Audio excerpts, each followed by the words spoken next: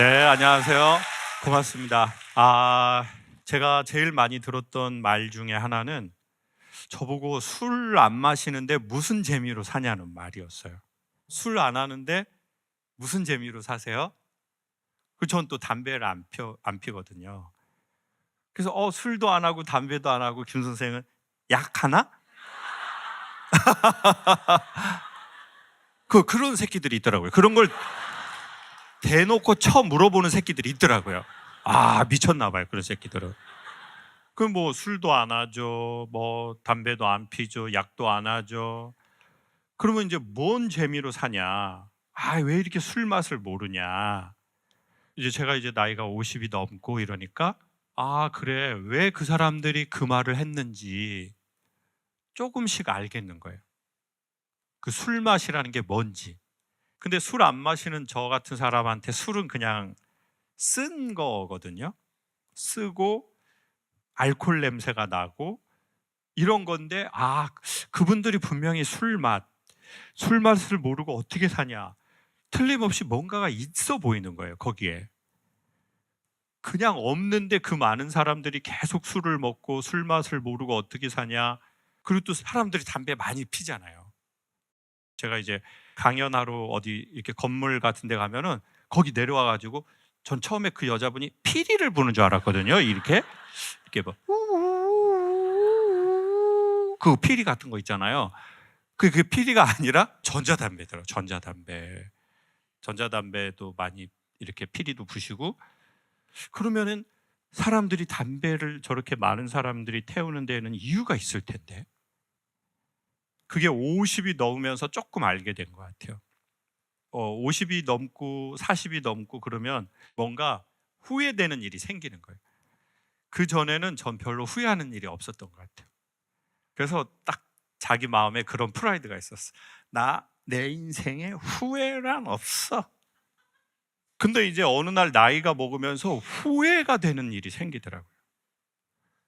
근데 뭐에 대한 후회가 제일 깊은 줄 아세요? 내가 왜 그랬을까? 다른 사람이 나한테 뭔가를 가해한 거는 진짜 1차적이야. 진짜 깊은 후회는 뭐예요? 내가 왜 그랬지? 돈 잃고, 시간 잃고, 후회되고, 내가 왜 그때 그 소개팅에 나갔지? 그래서 자기 아들을 보면서 엄마는 너를 보면은 내가 그때 내가 왜 그 사람을 만났지? 왜 선택했지? 내가 그때 왜 그걸 샀지? 내가 왜 그랬을까? 너무 후회가 되네. 그리고 자존심이 센 사람일수록 그 상처가 되게 깊어요.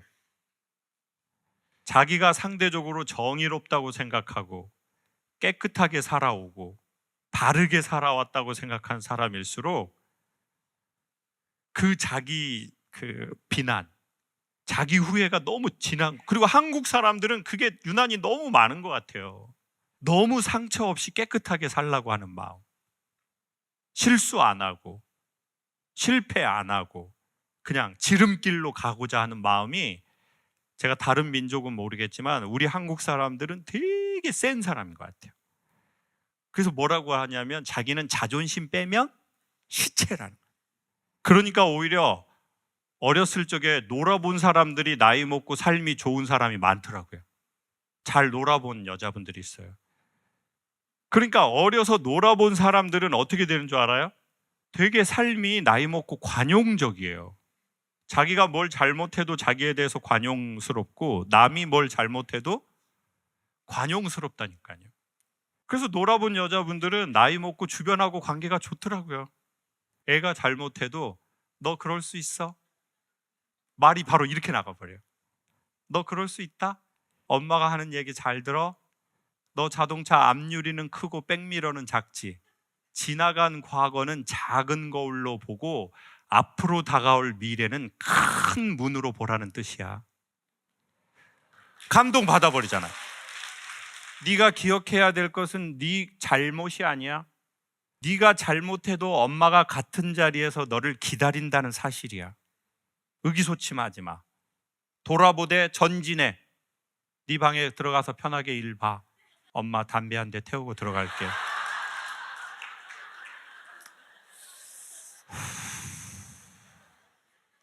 근데 안 놀아본 엄마는 말이 어떻게 나가겠어요? 아들이 잘못하면. 네가 어쩜 그럴 수가 있니? 엄마가 너 어떻게 키웠는지 몰라? 엄마가 어떻게 살았는지 몰라? 니들이 엄마한테 어떻게 그래?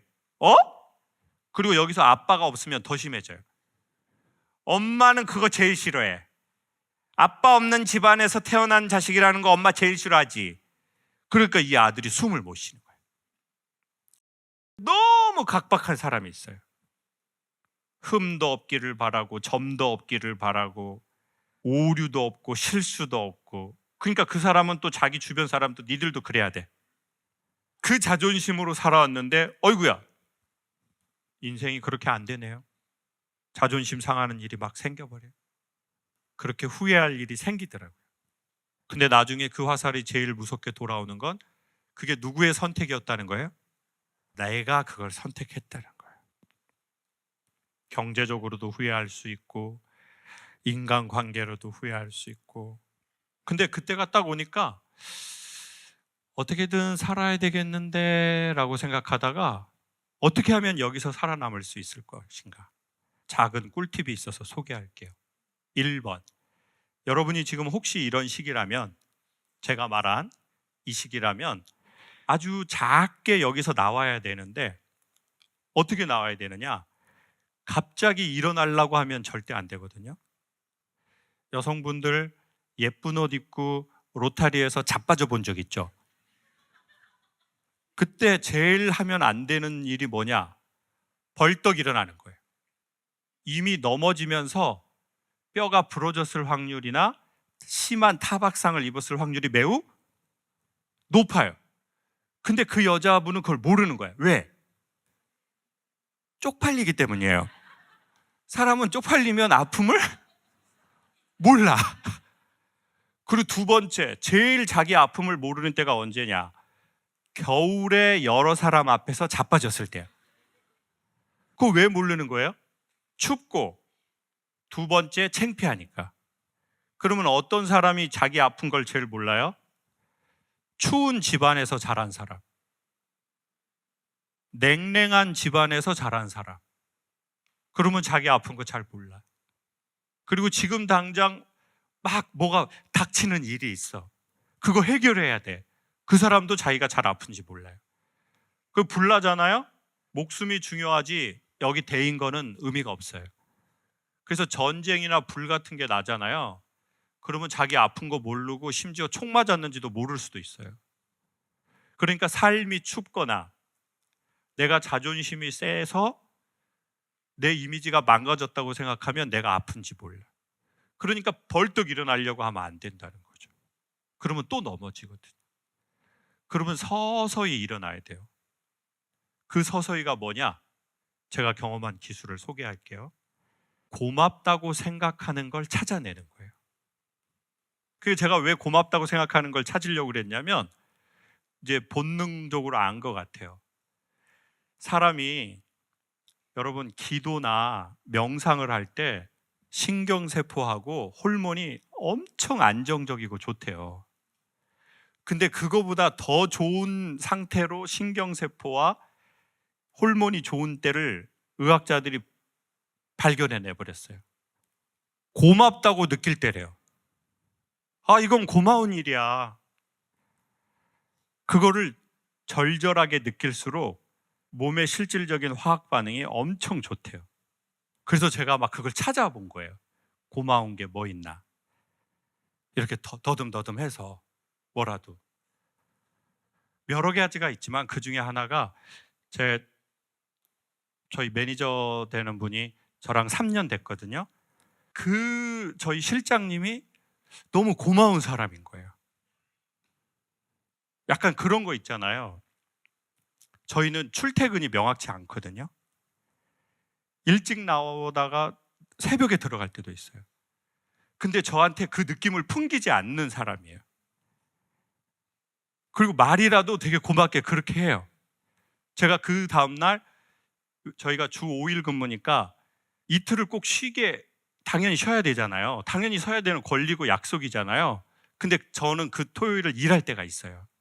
그러면 대표님 제가 내일 저기 모시고 가겠습니다. 그러면 제가 당연히 야 그게 뭐 왜 내일 쉬는 날이니까 쉬어. 오바해서 열심히 하면 오래 못해. 그렇게 말했을 때 예 감사합니다 바로 그렇게 대답을 하는 사람이 있어요. 근데 말이라도 아유 아닙니다 대표님. 대표님은 벌써 주 6일 주 7일인데요 뭐 제가 모시고 가겠습니다. 그러면 야 쓸데없는 소리 하지 말고 저기 애들하고 쉬고 무리하면은 절대 같이 오래 못해. 그러면 말이라도 죄송합니다 대표님. 그럼 이제 제가 속으로 아 어떻게든 이 친구 그걸 갚아줄 수 있는 다른 그게 뭐 더 없을까? 근데 그 마음으로 3년을 해준 거예요. 근데 그게 내가 내 삶이 후회되는 날 아 앞으로 내가 이거를 2, 3년을 계속 내가 잠수하듯이 일을 해야지. 아, 또 내가 뭐 또 벌려놓은 걸 정리할 수 있고 아 나는 왜 이렇게 후회되는 일을 그때에 아 참 이 친구가 있어서 고맙구나. 그러니까 희한하게 마음 저쪽에서 이런 게 탁 생기는 거예요. 근데 바로 말을 하지 못하겠는 거예요. 그때 처음으로 술을 한 잔 하자고 할까? 그래서 강 실장 술 한 잔 할래? 근데 저는 이런 말을 한 번도 해본 적이 없거든요. 지금까지. 그러면 또 불안해 할래나? 강 실장 술 한 잔 할까? 그러면 이 새끼가 나 자르려고 그러나? 그 안 하던 말을 하기가 그렇잖아요. 나 뭐 술 한 잔 하자 뭐 이렇게 말한 적이 없는데. 근데 항상 같이 다니는데도 저하고 밥을 제일 많이 먹는 사람이잖아요. 맨날 지방 돌아다니니까 저랑 맨날 밥을 먹고 숙소에 들어갈 때도 항상 같이 들어가고 그러는 사람인데도 야, 강 실장 내가 참 고맙다. 내가 조금 마음에 힘든 일이 생기니까 내가 고마운 사람이 생각이 나는데 그중에 네가 생각이 나네. 네가 실제로 일도 그렇게 해줬고 마음도 그렇게 써줘서 내가 너무 고마워. 이렇게 말하기가 좀 어색한 거예요. 그러니까 사람들이 이래서 술 한잔 하자고 말을 했겠구나. 맨정신에 말하기가 어려우니까. 그게 고맙다는 말이든 미안하다는 말이든 조금 섭섭했다는 말이든 마음 저쪽에 있는 거 말하기가 맨정신에 그러니까 술 한잔 해. 시간 되면 이렇게 말을 했겠구나. 알코올 냄새 나는 그거 자체만은 그게 최종 목적은 아니었던 거죠. 그런 것 같더라고요. 그런 것 같더라고요. 자기 저쪽에 있는 거를 타인에게든 자기 스스로에게든 하고 싶었나 봐요. 근데 어색하니까 한국 사람들이 술 한잔 하자고 하다가 여러 번 처마신 것 같아요. 그러다가 이제 말은 못하고 집에 가다 비둘기 밥이나 이렇게 주고 그래서 비둘기의 나라가 된 것 같아요. 평화의 상징 비둘기. 근데 그 좋은 효과가 있는 건 알겠지만 그렇게 하고 싶지는 않더라고요. 그래서 오늘 매니저하고 같이 저희 아점 먹었거든요. 칼국수 집에서 만두하고 성시경 씨도 왔다 갔더라고요. 먹을 텐데. 먹는 거 얘기하니까 눈이 많이 빛나네요, 여러분 지금. 그거 먹으면서 자연스럽게 얘기를 했어요. 그래서 강 실장 고맙다. 사람이 말이야 조금 살아보면 나도 내 자존심에 살았던 때가 있는 것 같은데 어느 날 시간이 지나니까 너무 후회되는 일이 생긴다.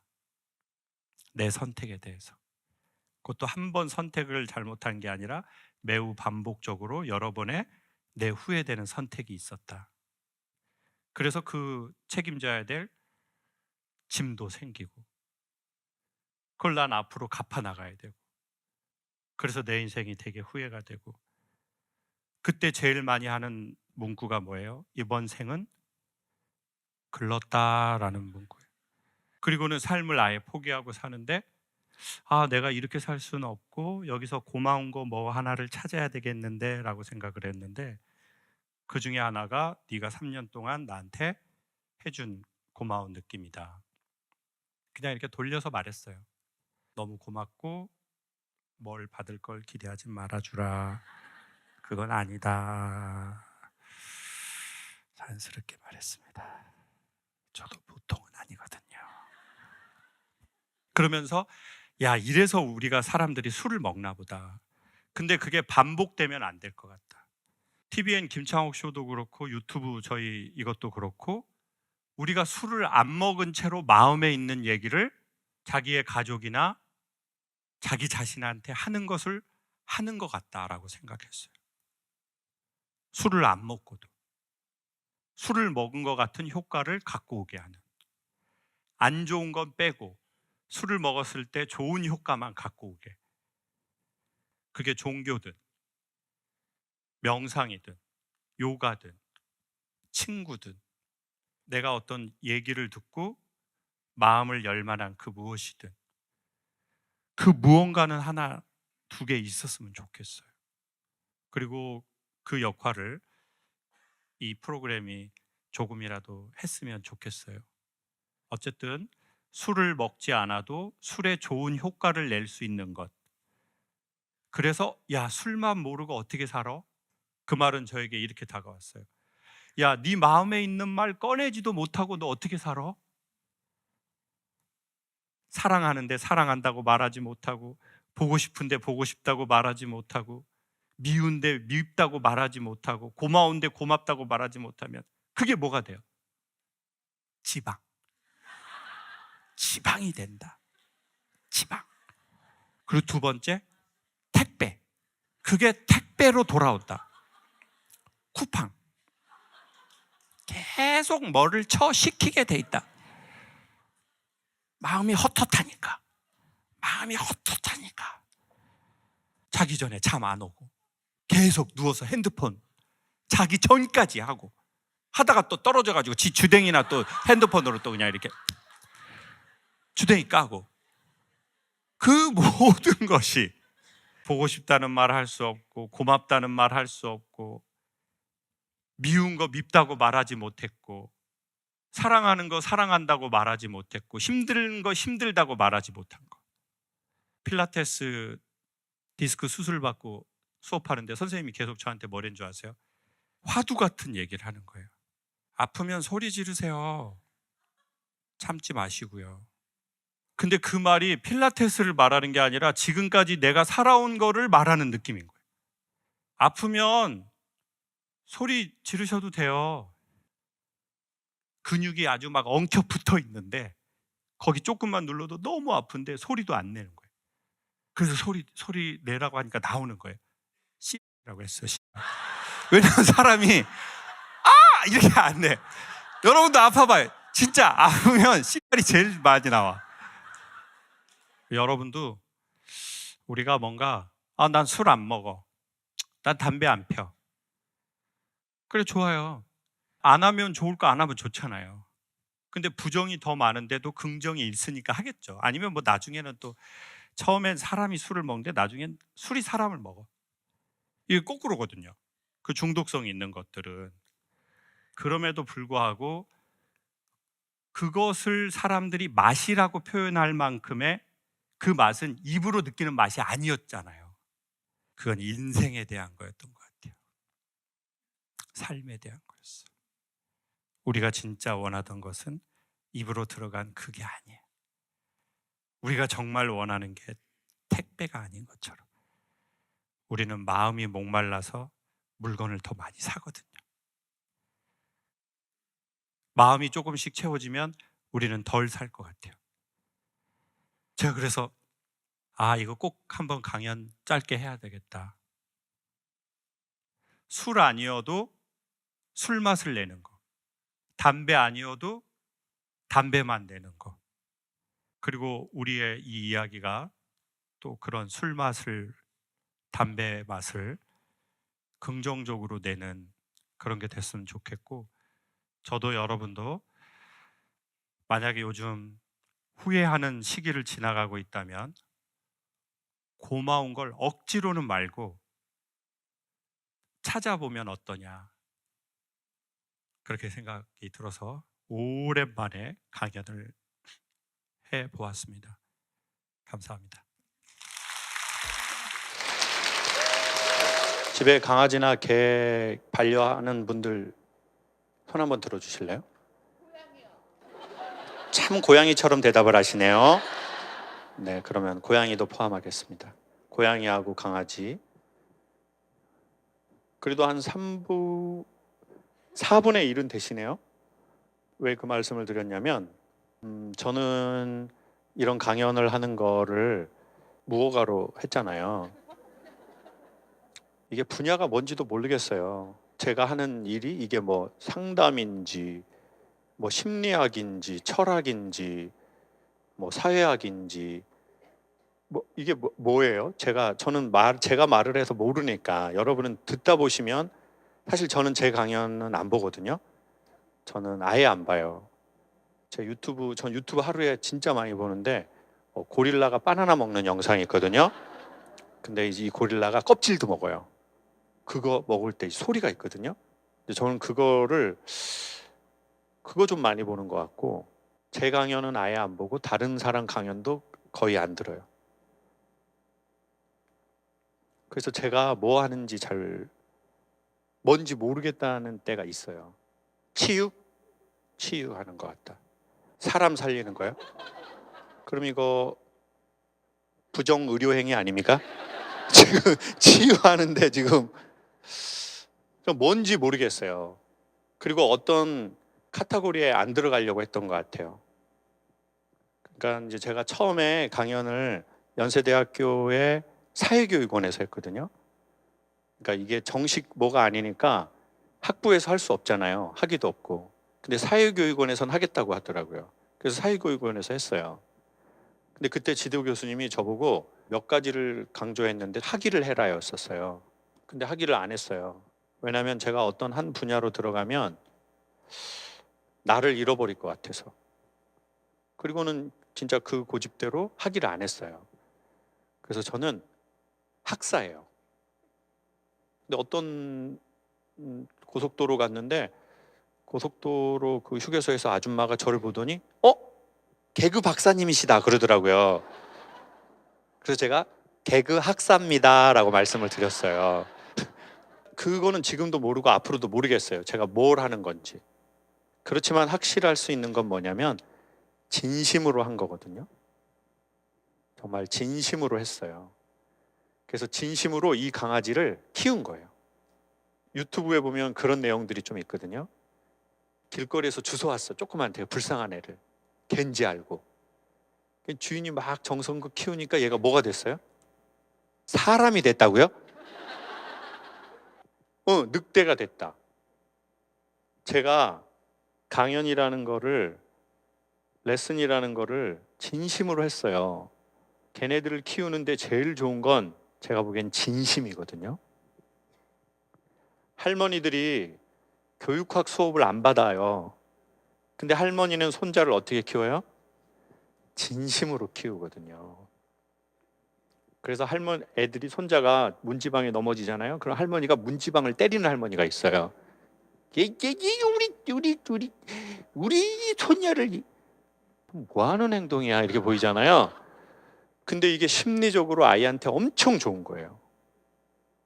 왜요? 인생 살면서 안 넘어질 수 없잖아요. 인생 살면서 넘어졌어. 근데 나의 슬픔에 할머니가 더 크게 화가 나거나 분노하거나 반응해 주는 거예요.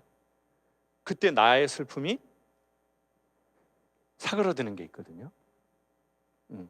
어쨌거나 제가 진심으로 강의를 했어요. 그러니까 이 강아지가 엄청 커졌어요. 처음에는 제가 강연을 산책시켰거든요. 그리고는 더 좋아지니까 저랑 같이 갔어요. 제가 계속 정성껏 키우니까 얘가 더 커져 버렸어요. 그럼 이제 누가 저를 끌고 다녀요? 저를 개가 끌고 다니더라고요. 왜냐하면 강연료가 올랐거든요. 그러니까 그 강연료라는 개가 이제 커지니까 사람을 끌고 다니는 거예요. 이제 시간을 낼 수가 없어요. 다 일이니까. 비용이 적은 게 아니니까. 그리고 원하는 데는 많아요. 그러니까 나는 친구를 만나기도 어려워요. 왜요? 친구 만나는 시간에 강의 2번 할 수 있거든요. 여행도 못 가요. 왜요? 여행 한번 하려고 그러면 며칠은 갔다 와야 되잖아요. 친구도 못 만나, 여행도 못 가, 하고 싶은 건 아무것도 할 수 없어요. 오직 주댕이만 깔 수 있어요. 그러면서 뭔가 이상해진다는 걸 느끼기 시작하는 거예요. 이거 뭔가 이상한데, 이거 뭔가 아닌 것 같은데, 계속 이렇게 살 건가? 앞으로도? 그러다가 보상을 받아야 되잖아요. 사람들은 억울하게 산다고 생각하면 보상을 받고 싶거든요. 그래서 제일 많이 가는 건 해외여행이에요. 그래서 사람들이 요즘에 야 가자 오사카, 애나 떨어졌대, 3박 4일 얼마래? 이래저래 돈 쓰고 하면 3, 400 좀 쓰면 되는데 그래 300 쓰자. 오사카 갔다가 인천공항 내려서 집이 제일 좋다, 집이 제일 좋아, 나가면 개고생, 김치찌개 먹고 싶다, 김치찌개. 그러면 처음부터 김치찌개 300만 원 먹었으면 좋지 않았어요? 하루에 100만 원씩 김치찌개 오모리로. 그러니까 이제 내 그걸 모르는 거예요. 그래서 남들이 정해놓은 그걸로 나는 보상을 받아요. 그럼 이제 사람들이 보상받는 또 제일 빠른 거는 물건을 사는 거예요. 몽클리어라는 브랜드에 개 패딩을 판다고 하더라고요. 패딩 파는 집이니까 개 패딩. 에르메스에는 개 목줄이 있어요. 왜냐면 거기 이제 마구 만들던 회사니까 당연히 개 목줄 나오는 건 당연하죠. 근데 어느 날 보니까 내가 몽클리어 패딩 입은 개 같은 느낌이 드는 거예요. 물건으로 보상받는 주인의 철저한 그거 안에 있는. 그래서 어떻게 이 개줄을 끊지? 그 생각을 7년 전부터 했어요. 개줄이 잘 안 끊어지더라고요.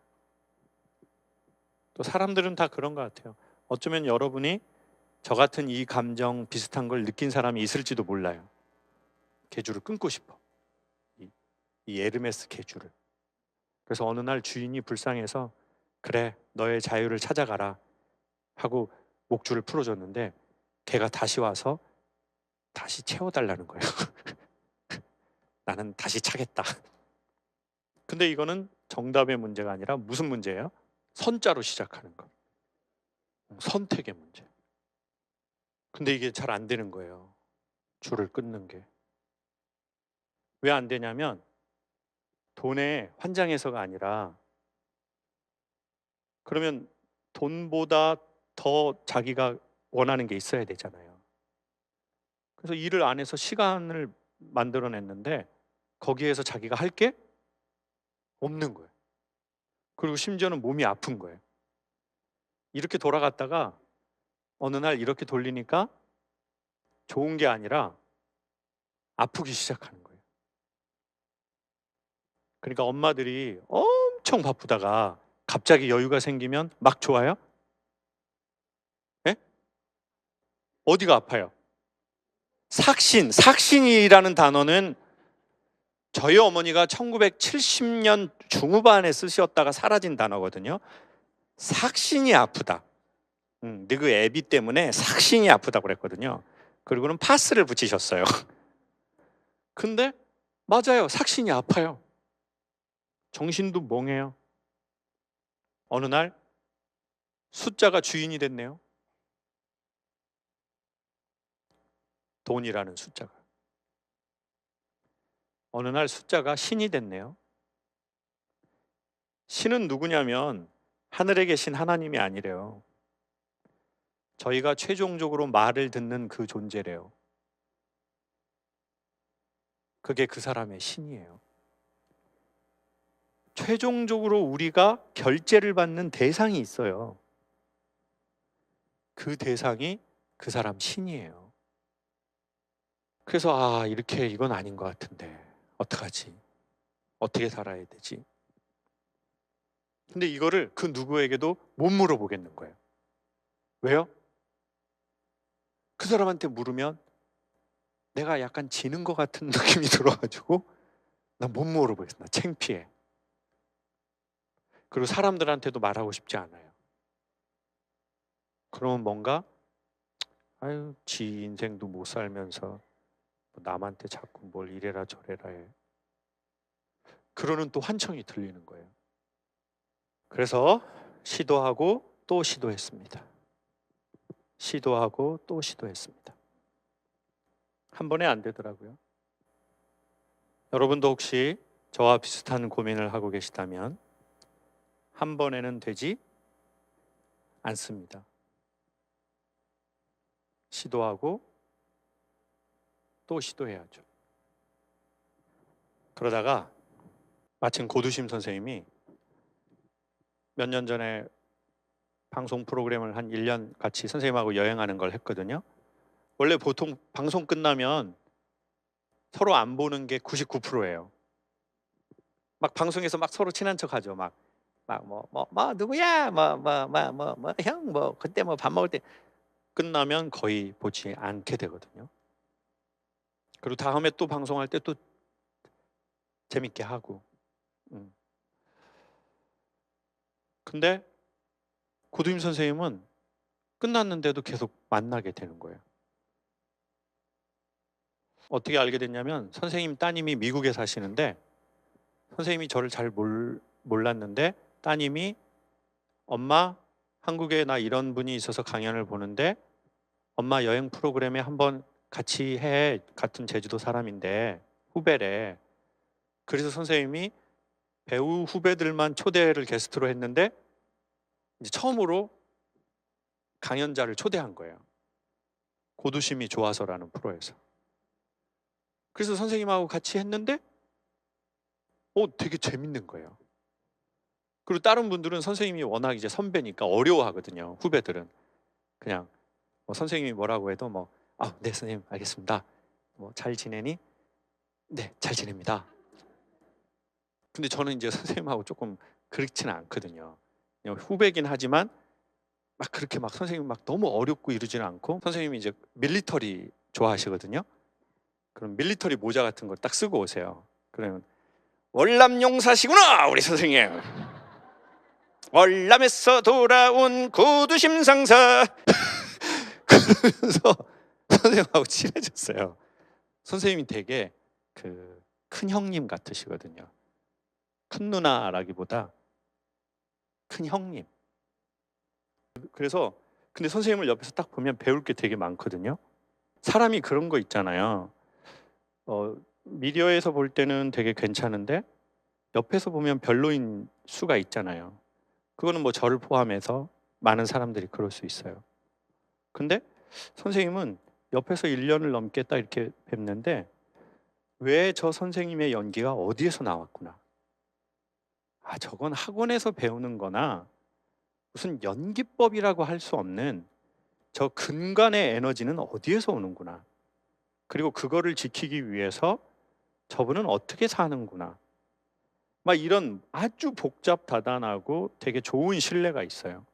근데 이제 선생님이 되게 조심스럽게 연극을 한번 같이 하자는 거예요.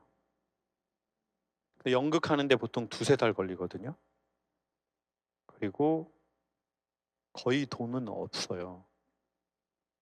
그럼 2-3달 동안 상당히 많이 일을 못 하거든요. 그러니까 이게 돈도 돈인데 제가 새로운 분야로, 새로운 세계로 들어가야 되잖아요. 그래서 이거 어떡할까 그러다가 그래, 이 줄을 끊자. 부분적으로나마. 선생님, 그러면 제가 하겠습니다. 그리고 이제 선생님하고 연극을 하게 된 거예요. 지금 연습 중이에요.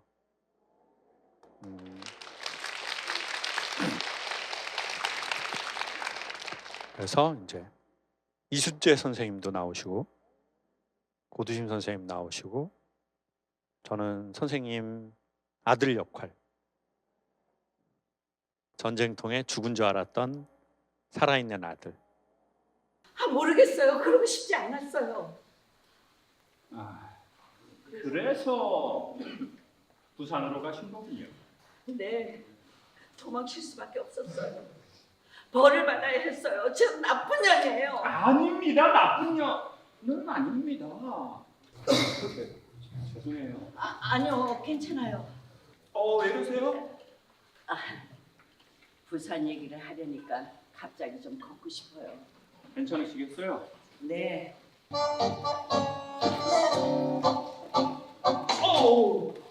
괜찮으세요? 그만이요, 목사님.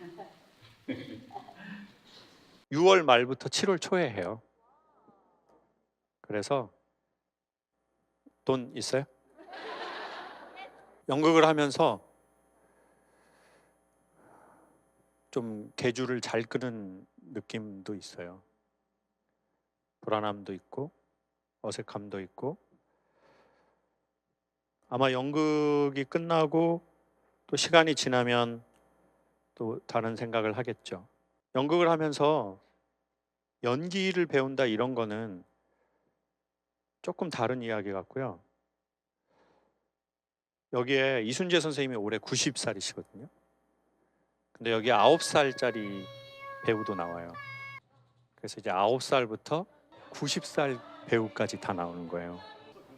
그리고 또 고두심 선생님도 선생님이라고 부르는 어른들이 있어요. 그리고 또 그 선생님들은 고두심 선생님 부를 때 두심아라고 부르더라고요. 그러니까 선생님도 70대인데 선생님 할 때 두심아라고 부르는 연령대 어른들이 계신 거예요. 80대 막 이런 분들. 또 옆에서 그걸 보는 게 저한테는 되게 인생 공부인 거예요. 그러면서 야, 이렇게 8, 90 어른부터 8살, 9살 아이까지 이렇게 모인 게 되게 좋은 집안과 사회와 공동체 같은 느낌이 드는 거예요. 요즘은 다 젊은 사람은 젊은 사람끼리만 놀잖아요. 나이 있는 분들은 또 나이 있는 분들끼리만 어울리잖아요. 근데 여기는 70대, 80대, 심지어는 90, 그리고 초등학교 애들까지 같이 어울리는 거예요. 노래도 부르고. 저도 거기서 노래 2곡 부르거든요. 들으시면 실망할 거예요. 뭐가 사람의 근본인지 조금 더 생각하게 되는 거예요. 뭐가 사람의 근본이지? 뭐가 사람의 시작이지? 뭐가 인간의 궁극이 될 것이지? 그걸 생각하게 되죠. 돈이 신이 된 이 세상에서 시대가 돈을 신으로 만든 게 아니라 제가 숫자를 자기의 신으로 만들었겠죠. 아버지 돌아가셨거든요. 이제 4년째네요. 그래서 이제 집안 모임을 하면 아버지는 안 계시죠. 엄마는 계속 아버지 먼저 뒤져야 된다고 하시다가 또 아버지 안 계시니까 3년만 있다 본인 데려가라고 우시더라고요. 그러다 최근에는 엄마 100살 살 수 있겠냐고 물어보시더라고요. 계획이 자주 바뀌시는 것 같습니다. 원래는 3년만 있다 아버지 따라가시는 거였는데 어차피 가는 거 조금 있다 가시는 걸로. 근데 그렇게 아주 어린아이부터 아주 어른까지 모인 공동체를 어렸을 적에 교회 다닐 때 살짝 경험하고 처음인 것 같아요. 그래서 연기보다 더 근원이 되는 그 무언가를 경험하는 것 같아요. 제 나름의 뭐 작은 저항이고, 그래서 한번 시간 되시면 꼭 보러 오십시오. 안녕하세요. 31살 유부녀입니다. 20대 일찍 결혼해서 7살, 3살 딸 둘 키우고 있습니다. 20대 때 못 해본 게 너무 많아서 후회가 됩니다. 일찍 절 데려간 남편이 미울 때도 많습니다. 아직 애들이 크려면 시간이 한참 남았습니다. 하루라도 젊을 때 제가 해보고 싶은 거 다 해보고 싶은데 한계가 있어서 너무 답답합니다. 오늘 누구랑 오셨어요? 일찍 데려간 그놈. 뭐 이렇게 해보고 싶으세요? 혼자 여행도 다녀보고 싶고, 네, 공부 어학연수도 다녀보고 싶고, 저 불가능한 얘기긴 한데 그냥 혼자서 해보고 싶은 것들, 뭐 젊었을 때 못 해봤으니까 한이 된 것 같아요, 좀. 네. 이 사람이 참 막네요. 소년처럼. 네, 저를 빨리 데려가가지고 신랑 뭐가 좋아서 그렇게 일찍 그럼 결혼했습니까? 왜 그랬는지 모르겠는데 3년 동안 짝사랑을 했어요. 본인이요? 네, 제가. 근데 왜 말을 그딴 식으로 하는 거예요? 아니 지가 다 꼬셔가지고 결혼해가지고 너 때문에 내가 일찍 결혼해. 이건 뭔 소리래요? 해보니까 네. 아니더라고요. 아니 그걸 지가 1년도 아니고 3개월도 아니고 3년을 그렇게 꼬셔가지고 짝사랑 해가지고 결혼하자 했는데 하니까 아 너무 일찍 한 거구나. 좀 나이 먹고 해도 충분했는데 내가 이 사람이랑 안 하겠다는 건 아닌데 그래도 나의 20대를 좀 20대만 해볼 수 있는 걸 해봤어야 되는데 맞아요. 애 둘 낳고 계속 애 키우고 또 키우고 그러면 그 애 하나 낳았을 땐 그거 몰랐어요? 네, 하나 낳았을 때요? 네. 하나 힘들다 이거. 아, 장난 아니다 싶었어요. 네. 근데 왜 둘이 생겼냔 말이에요. 그러면 그런 퍼포먼스를 하지 말았었어야지. 왜 좋은 시간을 가졌냔 말이에요. 그 고통을 아는데 그거에 대해서는 어떻게 생각해요? 한 번의 실수가 이렇게 될 줄 몰랐고요. 지금 20대세요? 저 31살, 31살. 남편분은요? 35살. 엄청 동안이시네. 저는 누나인 줄 알았는데. 저는 속으로 누나가 또 모르는 동생 꼬드겨가지고 또 3년 동안 뭐 해가지고 결혼했구나. 근데 남편분 너무 동안이시네. 이런 얘기 들을 때는 어때요?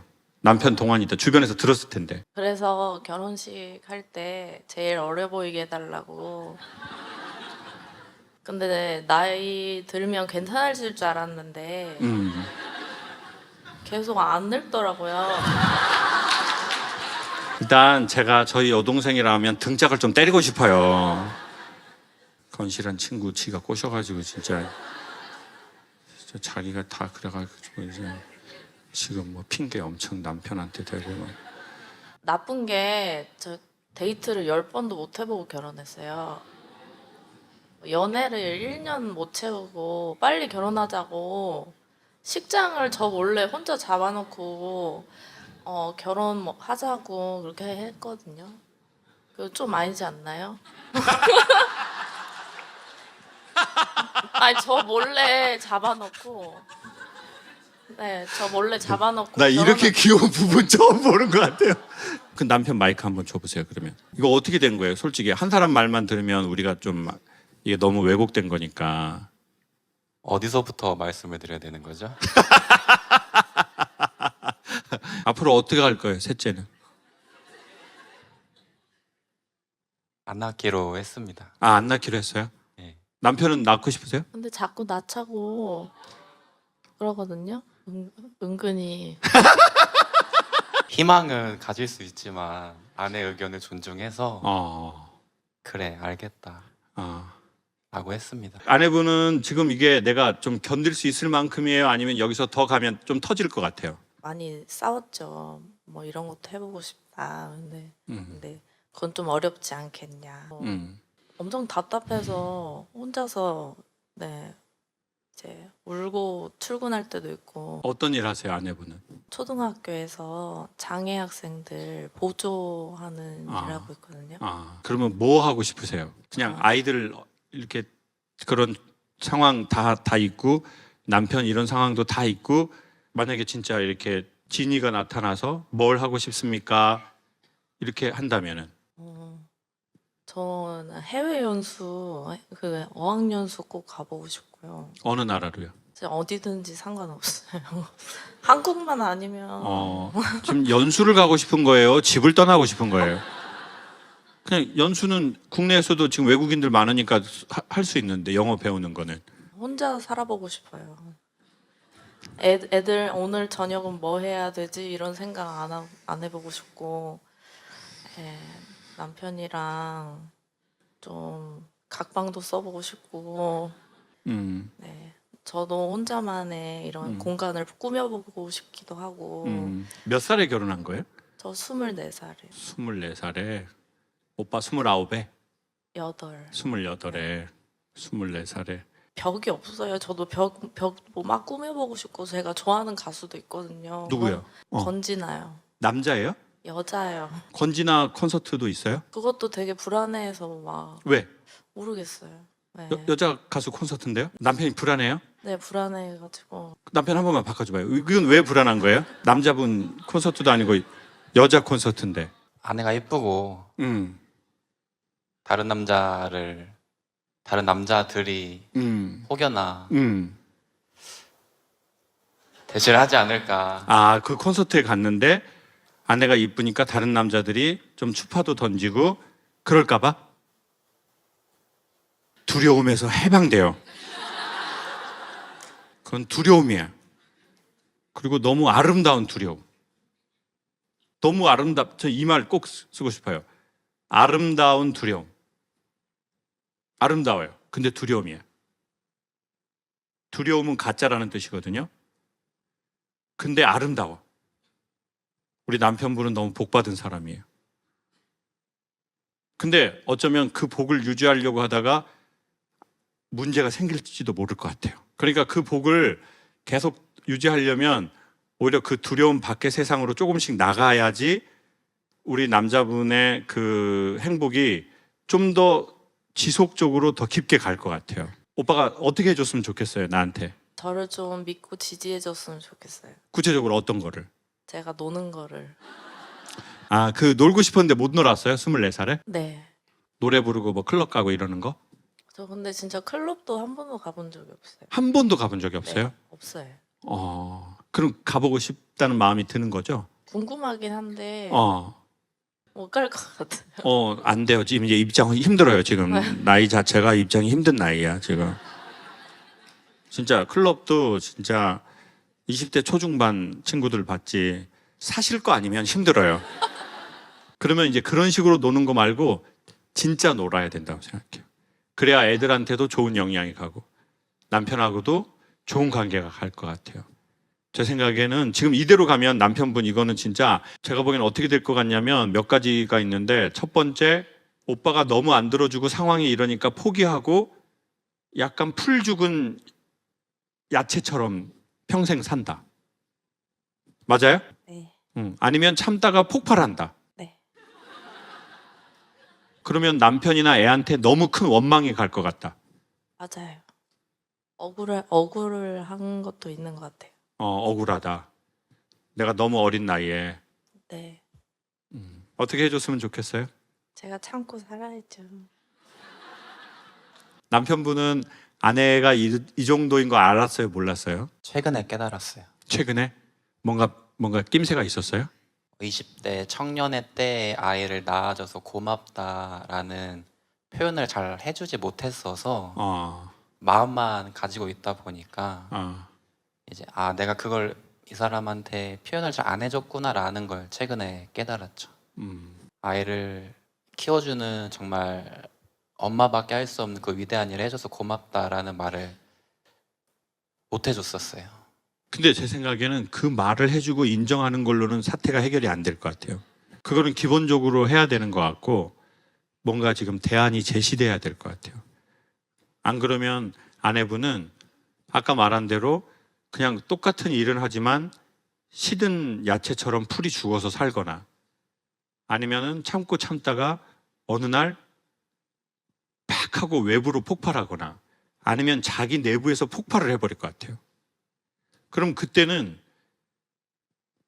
조금 감당하기 어려울 수도 있거든요, 우리가. 아내분 맞아요? 네. 해외 같은 데 가고 싶다면 파병 같은 건 어때요? 현실 가능한 거 제안을 한번 해봅시다. 해외 연수 이런 건 솔직히 너무 지금 무리수고 이 정도면 오빠가 좀 해줄 수 있고 아이들을 조금 어느 정도 봐주고 요 정도 뭐 1박 2일 당일치기 아니면 반나절 아니면 2박 3일 요 정도는 오빠가 좀 나 이거 좀 해줄 수 없겠어? 라고 하는 그 정도는 뭐예요? 그거 하나만 하고 마칩시다. 저는 그래도 한 달에 한 번 정도는 좀 나가서 어. 좀 콧바람 좀 세게 어. 해줄 수 있었으면 좋겠어요. 운전해요? 우리 여성분은? 네. 아, 그러면 내가 운전해서 그럼 하루 종일 운전해서 아파트 주차장 계속 돌아다니는 건 어때요? 거기 배민으로 음식 시켜가지고 또 그거 먹고 유튜브로 이렇게 남편분 마지막으로 아내 이거 얘기 들었는데 저는 만약에 제가 우리 남편분의 형제나 아내분의 형제라면 이건 이렇게 하자. 안 그러면 나중에 더 큰 문제가 생길 것 같다. 제 개인적으로는 그렇거든요. 그래서 오늘 점심 먹을 때 음, 1박 2일을 다녀와라 뭐긴 했었는데 당장 이제 됐다. 당일치라도 그냥 갔다 오겠다 정도를 써가지고 그럼 알겠다 라고 한 상황입니다. 아내분 당일치기로 어디 갈 거예요? 아무도 저를 모르는 곳으로. 지금도 몰라요. 선생님 누가 압니까? 우리도 처음 봤잖아요. 그렇지만 모르죠. 다 어디를 가든. 어디 가고 싶어요? 바닷가 있는 데로. 바닷가 있는 데로. 네, 가보고 싶어요. 남편분이 오케이 했으니까 네. 이제 한 달에 한 번 남편분이 딱 날 잡아서 아이들 좀 봐주고 아내분 아침에 몇 시부터 저녁 몇 시까지. 그래도 최소한의 뭐 그런 건 지키면 좋잖아요. 뭐 술은 먹으면 안 된다. 네. 술 드세요? 못 먹습니다. 담배는요? 안 합니다. 자, 그러면 술, 담배 안 하고 뭐 이렇게 유흥업소 같은 데 안 가는 걸로. 못 가죠. 왜요? 알아볼까 봐요? 나이가 많았어. 근데 정말 두 분은 되게 고통스러운 얘기 하시는데 아마 지금 모든 사람이 그럴 거예요. 너무 보기가 좋아요. 저 스크린에 두 분이 나온 게 무슨 약간 일본 드라마 같기도 하고 일본 영화 같기도 하고 남편도 너무 인상 좋고 아내분도 인상 좋고 두 분 같은 부부 대한민국 10만 명 중에 한두 집도 안 돼요. 일단 복 받으신 거고 그렇지만 이 복을 지키려면 남편분께서 아내를 신뢰하고 정기적으로 그걸 지켜준다면 가정이 더 잘 지켜지고 두 분의 사이가 더 아름다워질 것 같아요. 그러면 자연스럽게 셋째가 또 생길 것 같아요. 남편분은 셋째 원하죠, 솔직히?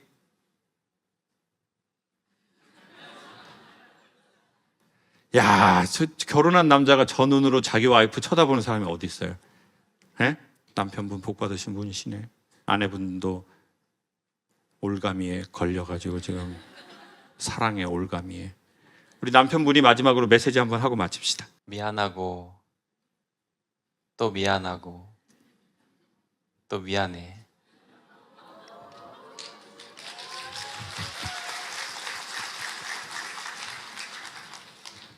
앞으로 잘할 거고 남은 인생 한갑잔치입니까? 행복하게 살게 해줄게. 정말 미안하다. 사랑한다. 저희가 항상 여기 3시간 렌트를 하는데 항상 저희 PD님이 예약된 시간이 이거니까 이렇게 해주세요 하고 하는데 항상 제가 늦게 끝나요. 혹시 보신 분 아시겠지만 제가 디스크 수술하고 최근에 다시 이거 TVN 한 10시간씩 하는 걸 계속하고 전국 투어하면서 다시 허리가 좀 휘었어요. 그래서 계속 보면 제가 뭔가를 이렇게 이게 뭐가 이렇게 꺾어서 앉거나 뭐 다리를 이렇게 해서 이제 하거든요. 그럼에도 불구하고 더 시간을 오래 하게 되는 건 뭘 잘하려고 하는 게 아니라 제가 좋아서 하는 거고 이런 아름다운 분위기가 이런 따뜻한 분위기가 되어서 이제 제가 힘든 걸 조금은 잊고 더 하게 되는 것 같아요. 그건 제 고마움이고 제 사랑이고 제 감사함이라고 생각합니다. 여러분과 오늘 만나서 너무 감사하고요. 아름다운 가정을 봐서 너무 감사하고 저 가정처럼 우리 많은 사람들의 삶이 좋은 봄이 됐으면 좋겠고 아픈 분이 계시다면 기적처럼 깨끗하게 완치되고 병원은 3군데를 꼭 가야 하고 좋은 봄이 왔으면 좋겠습니다. 고맙습니다. 전 세계에서 사람들이 흔히 말하는 아이디어 말고 영감을 받는 장소가 있대요. 어디에서 영감을 받을까요? 김창옥 씨요? 아주 정치적인 분이 오셨네요. 그럴 수도 있죠. 뭐 어떤 분에게는.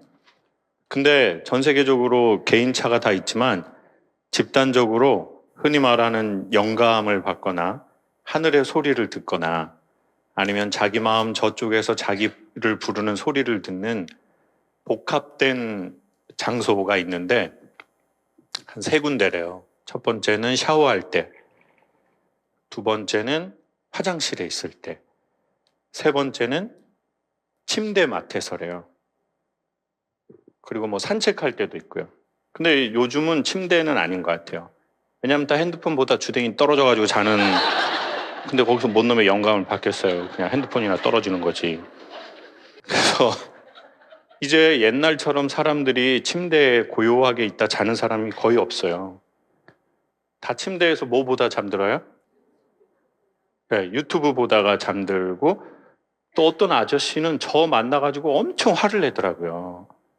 처음 보는 사람인데 왜 저를 보고 화를 내냐니까 나는 너의 목소리를 자는 내내 듣는다는 거예요. 그게 왜 그런 거예요? 그 아줌마가 이제 틀어놓고 잤나 봐요. 맨날 밤에. 그러니까 이 남편은 듣고 싶지 않은데도 제 목소리를 그냥 자기 전까지 듣는다는 거예요. 근데 도대체 그 아줌마는 왜 이어폰을 안 한 거예요? 아니, 지 귓구녕이만 들으면 되지. 그걸 왜 다른 사람한테 그렇게 강제로 아니, 어쩌면은 그 아줌마도 의도가 있었을 거예요. 그 의도가 뭐예요? 너도 듣고 깨닫고 네 삶을 바꿔라. 왜냐하면 본인 입으로 하면 말을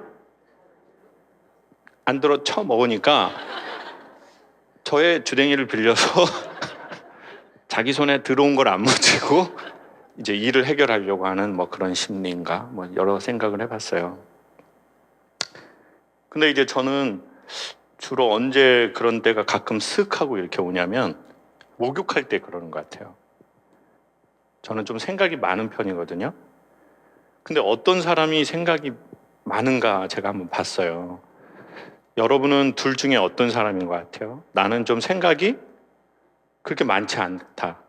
난 필요한 생각만 딱 하고 나머지는 보통 즐겁고 행복하고 나는 생각이 없지는 않지만 막 사방으로 많은 스타일은 아니다. 손 한번 들어보세요. 여러분은 공황장애 그런 게 평생 안 와요. 진짜예요. 표정도 이렇게 들어. 참 맑은 분들.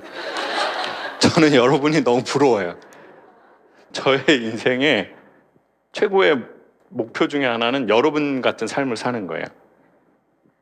그냥 일할 때 일하고 끝나면은 그냥 또 그냥 살아가고 아니다. 나는 생각이 많고 염려도 많고 고민도 많이 하고 나는 이렇게 몸이 여기 있고 정신이 과거나 미래 어디로 가서 그럼 보통 과거로 가면 뭐예요? 후회. 미래로 가면 뭐예요? 불안, 걱정, 근심, 염려 아니면 좋게 말하면 미래를 준비하는 사람. 나는 좀 그런 스타일인 것 같다. 손 들어보세요. 제가 뭘 본 줄 아세요? 몇 명이 드나 본 게 아니라 지금 손든 사람 얼굴 표정을 봤거든요.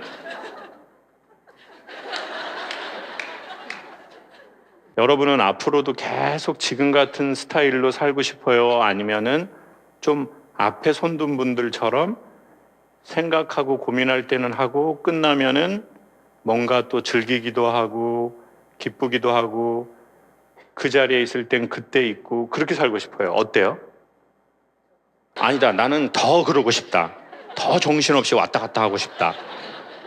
나는 그냥 이대로 좋다. 손 들어 봐봐요.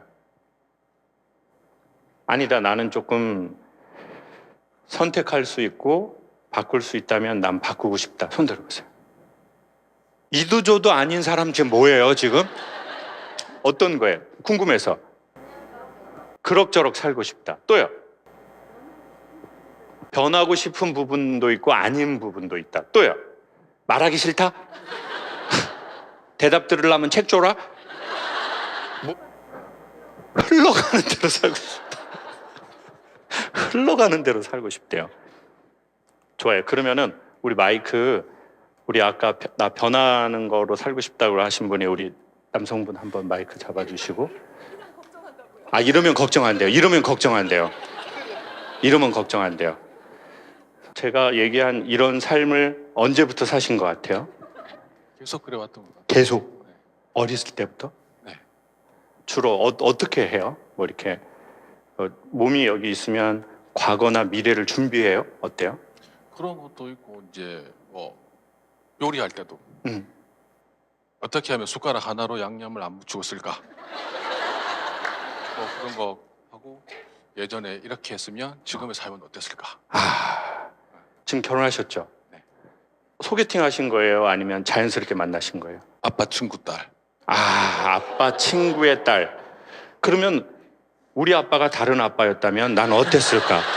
그러면 이 여자를 안 만나도 됐을 텐데 괜히 우리 아빠가 그 아빠라 가지고 그 아빠 친구의 딸이 이 딸이고 솔직히 제 눈을 보고 이런 생각 단 한 번이라도 한 적이 있나요? 없나요? 한 번에 있는 것 같아요. 한 번, 딱 한 번. 많이는 아니고 딱 한 번. 그거는 봐줘야 돼. 근데 그 원인이 뭐인 것 같아요? 그거는 안 바뀌어요? 국민학교 다닐 때도 이랬었는데 대학도 다니고 군대도 갔다 오고 이제 어른도 되고 심지어 아이 아빠일 수도 있는데 그건 안 바뀌나요? 좀 바뀌나요? 와이프는 완전 반대예요. 음. 그래서 이렇게 닮고 싶은데 와이프의 그런 성향을. 네, 좀 편안해 보일 때도 있고 아, 일을 할 때는 같이 고민을 하지만 일이 끝나왔을 때는 되게 편안해 보이고 있는 것 같아요. 그 스트레스를. 근데 저는 내일 아까 말씀하신 것던 것 같이 내일 또 그걸 어떻게 해결할까? 또 일주일 뒤에 비슷한 일이 생기지 않을까? 다음에 만약에 이런 일이 생겼을 때 어떻게 헤쳐나가야 될까? 이런 고민을 하죠. 그러는 남편을 아내는 보시고 뭐라고 말할 때가 있어요? 신경 안 쓰죠. 그렇죠. 그냥 잠만 쳐자고 이렇게 그냥 빨리 자라 씨 내일 가야 돼 쇼. 이런 스타일이에요? 진짜 그런 스타일이래. 진짜 그런 스타일이래. 오늘은 누가 오자고 해서 오셨어요? 경남 진주에서. 네. 그걸 계속 말하는 스타일. 지만 생각하는 스타일. 지가 한 거 엄청 티내고. 맞아요. 아니 딱 봐도 티 내는 스타일이야. 또 맞대. 여보 밥 뭐 먹을래? 물어봤을 때 초밥 조금 있다가 여보 뭐 먹을래? 중국집? 자기가 원하는 거 나올 나올 때까지 때까지. 계속 물어보는 스타일. 이기주의. 우리 아내분은 엄청 오래 살 거예요. 주변인만 뒤져나가게 돼 있어요. 이렇게 하면은 보통 이렇게 하면 막 미안해야 되는데 막 나 오래 산다. 너무 행복해 보이신다. 근데 제가 궁금한 건 선생님의 그 성향에 영향을 준 어떤 환경이나 사건이 있어요? 부모님이 바쁘셔서 아, 어렸을 때 이렇게 동생이랑 같이 스스로 해결해야 될 일이 많았던 것 같아요. 그래. 전 사실 우리의 현상을 만들어냈거나 영향을 준 그것에 관심이 좀 있어요. 그러면 우리 선생님은 그게 그냥 생긴 게 아니잖아요. 우리는 환경의 영향을 받을 수밖에 없잖아요. 그러면 무엇이 우리에게 그걸 주었느냐는 거죠. 이렇게 불안하고 내가 전보다도 돈을 조금 더 버는데도 더 뭔가 그러면 어떡하지? 그 다음 또 이건 어떡하지? 계속 그렇게 근심, 걱정, 염려, 불안. 근데 그게 몸에 엄청 안 좋을 거거든요. 네, 원망할 수도 있고 후회할 수도 있고 또 미래를 걱정하니까 초조할 수 있고. 우리 한 분만 더. 우리 어머니하고 함께 오셨어요? 우리 여성분은 변하고 싶다고 내가 살아온 삶을 어떻게 살아왔고 어떻게 좀 변화됐으면 좋겠어요? 저는 그동안 열심히 살아왔던 것 같아요. 근데 이제 열심히 살았다고 해서 결과가 더 좋은 거는 아니더라고요. 그래서 좀 이제 40 후반 인생은 좀 즐겁게 재미있는 강연 20년 만에 이런 경우는 처음이고요. 네. 네, 아이고, 어머니 또 무릎이 안 굽혀져서 좀 우리 어머니 조심하셔야 됩니다, 어머니. 네, 자, 계속 좀 해주세요. 네, 그래서 이제 열심히 산다고 했더니 제 에너지 소모가 너무나 심하고 번아웃이 오더라고요. 어떤 거 하고 싶어요? 저 요가 배우고 싶어요. 요가를 배우고 싶어요. 제 몸 쓰고 요가를 할 때 제 시간이 정말 빨리 가고요. 요가 하신 지 얼마 되셨어요? 1년 반 정도 된 것 같아요. 그러면은 그 길을 따라가 봐야죠. 네. 그래서 제주도 가서 요가 자격증 따고 싶어요. 제주도는 왜요? 2주간 하는 요가 프로그램 자격이 있는 증이 있는데 대신 2주간 집에 떠나 있어야 돼요. 근데 아하. 떠나 있는 동안 저를 필요로 하는 가족들이 있잖아요. 그동안은 그거를 뉘우치지 못하고 항상 저보다는 가족을 생각해서 시행을 못했던 거 있는데 그러면 꼭 후회가 남더라고요. 그래서 이번엔 꼭 가고 싶어요. 그 가족이 누구예요? 선생님을 기다리시는 가족이? 저희 남편하고 딸 둘. 딸 둘. 딸 둘은 모르겠지만 남편은 반드시 선생님을 원하지 않을 수 있다는 느낌이 들거든요. 남편이 맨날 막 선생님을 원해요? 저를 원하는 게 아니라 아이를 돌볼 사람을 원하는 거예요. 고3 엄마가 어디 가냐고 하더라고요. 그래서 제가 고3 아빠는 없냐고 했어요. 뭔가 조만간 아이들에게 새 부모님이 생길 것 같은 느낌이 살짝 드는데요. 근데 기본적으로 저는 그 말에는 동의합니다. 그 말이 있을 수 있지만 좀 올드한 단어 같아요. 고3 엄마가 어딜 가 이런 말. 네. 뭐 고3 아빠가 뭘 해. 뭐 이런 것들은 네. 조금 올드하고 전에 저 그 말씀 한번 드렸죠. 애들이 중간에 방황해도 결국 잘 되는 집에 엄마의 특징이 있더라고요. 제가 사람 너무 많이 만나봤잖아요. 그래서 애들이 잘 되는 집이 있고 사실 저 교정시설이나 교도소 강연도 가면서 그 아이들의 부모님도 뵙고 이러는데 통계가 있어요. 통계. 정답이 아니라 통계. 애들이 결국 잘 되는 집의 엄마는 다 명문대학 출신이 아니에요. 이대 나온 분도 계셨고 똥배 나온 분도 계셨어요. 둘 중에 하나만 나오면 돼요. 제가 주목한 거는 애들이 결국은 공부도 잘하거나 공부는 못하는 애가 있어요. 근데 공부는요, 제가 보기에 세상에 수많은 것을 평가하는데 지극히 하나밖에 안 돼요. 앞으로는 더 그렇게 될 거예요. 근데 결국 공부도 잘하거나 공부는 못하고 다른 것을 잘하면서 자기 삶을 잘 살아가는 아이들의 엄마는 인상이 좋은 건 확실해요. 근데 제가 드리고 싶은 말씀은 뭐냐면 엄마가 인상이 좋은데 아이들이 안 좋은 집을 거의 못 봤어요. 그리고 애들이 잘 되고 집이 평화로운 집은 아버지의 특징이 있더라고요. 아버지가 인상이 엄청 좋으시거나 안 계셔요. 아버지가 되게 인자한 집이 있어요. 인상 좋으시고 그런 집 자녀는 안 될 수가 없어요. 그거 다 햇빛 먹고 자라는 건데요, 식물이. 근데 안 계시다는 건 뭐냐면 동서양 통틀어서요, 권위주의자 밑에서 자란 아이들이 잘 되는 경우가 가장 희박하거든요. 그리고 독재자도 많이 나오고 아주 사회에 문제를 끼치는 사람들이 보통 권위주의자 밑에서 자라요. 근데 그 권위주의자라는 게 뭐냐면 권력과 위력으로 남을 누르는 사람이래요.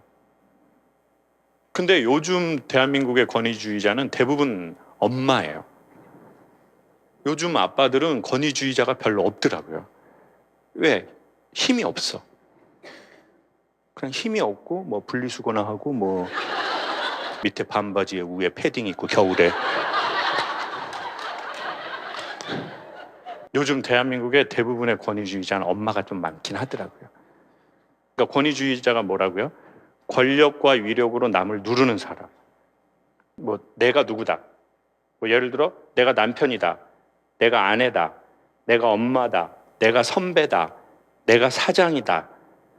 내가 나이가 몇 살이다. 이런 거 말하는 거거든요. 네. 이걸로 남을 누르는 사람. 이 사람을 권위주의자라고 한대요. 근데 다만 그렇게 말씀은 드리고 싶어요. 조그맣게 본인의 길을 가셔라. 그렇지만 가족이라는 그 남편분이든 아이들에게 이제 엄마가 너무 어쩌면 억울하고 오래 내가 가족을 위해서 희생하고 막 참고 살았기 때문에 선생님 안에 되게 스프링처럼 이렇게 된 이 힘이 있을 거라고요. 그리고 이게 뭔가 지금 새로운 이야기를 들으면서 숨구멍을 찾으면서 이게 빵 튀어나가려고 하거든요. 그러니까 이제 그때 이제 선생님의 기운이 있어요. 그러면 이제 남편한테도 고3 엄마가 어딜 가? 딱 그러면 자기야 나도 숨 좀 쉬면 좋지 않아? 그래야 애들도 잘 되는데 이렇게 조금 유연하게 나가는 게 아니라 그럼 고3 아빠는 시앙놈의 새끼가 어디서 나 강의 듣는 여자야. 그 강사님이 자기의 색을 찾으라고 그랬어. 그러니까 이제 쌍스러운 욕은 안 해도 이 공기의 이 밀도가 이렇게 됐다가 빵 치고 나간다는 거예요. 그 새우 중에 그런 새우가 있거든요. 이렇게 해가지고 팡 공기를 쳐가지고 상대방 사냥감을 잡는 그런 것처럼 선생님이 나쁜 말 하나도 안 하고 쌍스러운 말도 안 하고 이제 요가하면 더 쌍스러운 말 안 한단 말이에요. 이렇게 요가하면 제주도 갑니다. 근데 이때까지 내면에 쌓인 이게 있잖아요. 그게 이제 남편한테 팍 아니면 딸들한테 팍. 그런데 이제 그 말이 틀린 말은 하나도 아니에요. 근데 이제 그분들은 이제 또 다른 이상한 상처를 받게 돼 있겠죠. 그것도 전쟁은 또 다른 게 시작되고. 그러니 이제 좀 더 그 부드러움을 익히신다면 궁극의 요가로 가실 겁니다. 네. 뭐 이미 경험하셨겠지만 요가의 되게 좋은 훈련의 결과물들은 좋은 균형이고 이완이잖아요. 근데 가장 나중에 궁극의 좋은 이완은 사고의 이완이거든요. 그 사고를 이완하는 데 되게 좋은 여러 가지가 있을 겁니다. 그리고 선생님도 그 자유를 찾고 싶어 하실 거라고 생각하고. 사실 제가 이 말을 하고 싶었던 이유는 저는 요즘 사는 것처럼 안 살았으면 좋겠거든요. 예전에는 막 너무 신나서 일을 했던 것 같아요. 야, 내가 이런 일을 하면서 내가 돈도 받고 이게 말이 되나? 내가 오히려 돈을 사람들한테 줘야지. 그러면서 막 신나고 막 그냥 미친놈 같은 때가 있었던 것 같아요. 막 이렇게. 근데 너무 그렇게 살아버려서 그런지 이제는 뭔가 만약에 내 삶을 내가 선택하고 바꿀 수 있다면 나는 좀 이런 상태가 좀 오래 되더라고요. 이렇게. 근데 그게 쉬운 게 아니잖아요. 말 한마디대로 인생을 이렇게 되지는 않잖아요. 전 개인적으로 지금이 막 그렇게 좋은 시기는 아니거든요. 근데 제가 만나서 되게 좋은 건 누구냐면요. 좋은 지식도 좋은데 저는 억지로라도 여러분들의 질문을 만날 때 제가 뭘 생각하게 되나 봐요. 그러니까 억지로라도 뭐 하세요. 여기서 억지로 하라는 것은 부정적 의미가 아니라 내가 정말 해야 할 거라면 그거는 억지로 좀 해도 좋은 것 같아요. 예를 들어 뭐가 있어요? 운동, 먹기, 뭐라고요? 빨리 말하고 욕 먹어봐봐요. 빨리. 억지로라도 해야 되는 게 있더라고요. 저 정신과에서 운동 치료 꼭 하라고 그래서 5개월 됐거든요. 아침마다 하기가 싫어요. 그냥 또 운동하면 내 체력이 얼마나 저질인지만 느껴져. 근데 억지로라도 해야죠. 요즘 혹시 삶을 바꾸고 싶다면 한 60, 70%는 꼭 해야 될 거는 억지로 해야 될 것 같아요.